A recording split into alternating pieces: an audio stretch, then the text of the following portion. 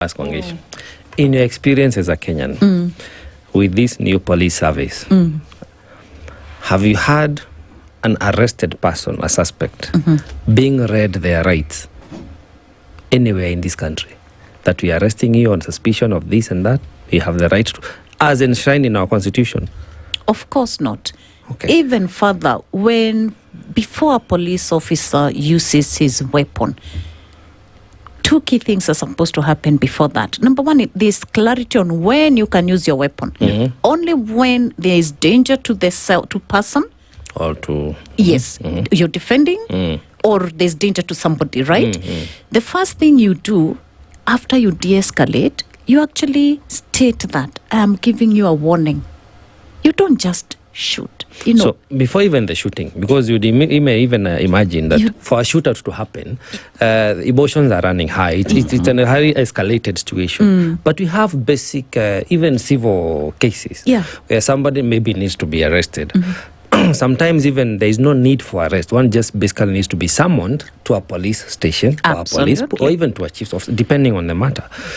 How is it that we have deviated so far from that basic practice? Because when you talk about, you spoke about proportionality earlier, those are highly escalated situations that, of course, do not end well for the person who is now being sought after. But when we have deviated so far from the basic principles of policing, that for some time, like we saw that member of parliament who was in some radio station, and the proportionality of force applied towards his arrest, you would say it was not appropriate. When persons are basically whisked away and put in a van and taken to a police station without their rights being read to them, when someone is not summoned just to basically show up and explain themselves and then face the rule of law, how do we even begin to talk about proportional use of force during protests? The first question they ask is it necessary? The action we are taking, is it necessary? Is it reasonable? Is it proportional? And what defines those three things? Necessity, rational, proportional, and reasonable. It is the law. It is a law. It is not.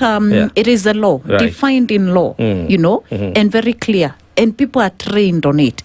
So you don't just use your personal. You wake up and decide, I am issuing an order to do XYZ. By the way, even before you go to the streets, before the police go to the streets, they have their briefing. Yes. Their objectives. How will you crowd control? If this happens, how will you de-escalate? Do you think they have those conversations? Like, for example, during the protests in 2024, do you think they had a conversation and said, okay, this is happening, even if they had to regroup and come back later and said, okay, this is how we're going to deal with it? Do you think they had a conversation and said, okay, fine, if things get haywire, we're going to shoot and we're going to kill?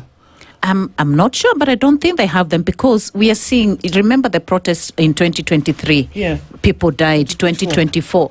Last year, we reported 105 deaths, total 85 from the protest, 20 were within police and other places of holdings, detention places. Now we are hitting almost 100 as we speak, right? So I don't think they have these conversations, and if I don't know why they don't have them, and if they have them, they're not utilizing their training and the provisions in the call of duty. Because when you are out there, you're not out there as Wangechi. You're not out there as yourself. You're out there as an officer of the law.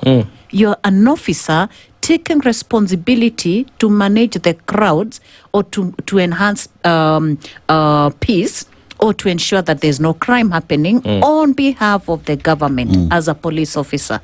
So you don't go out there and mete out your own actions. No.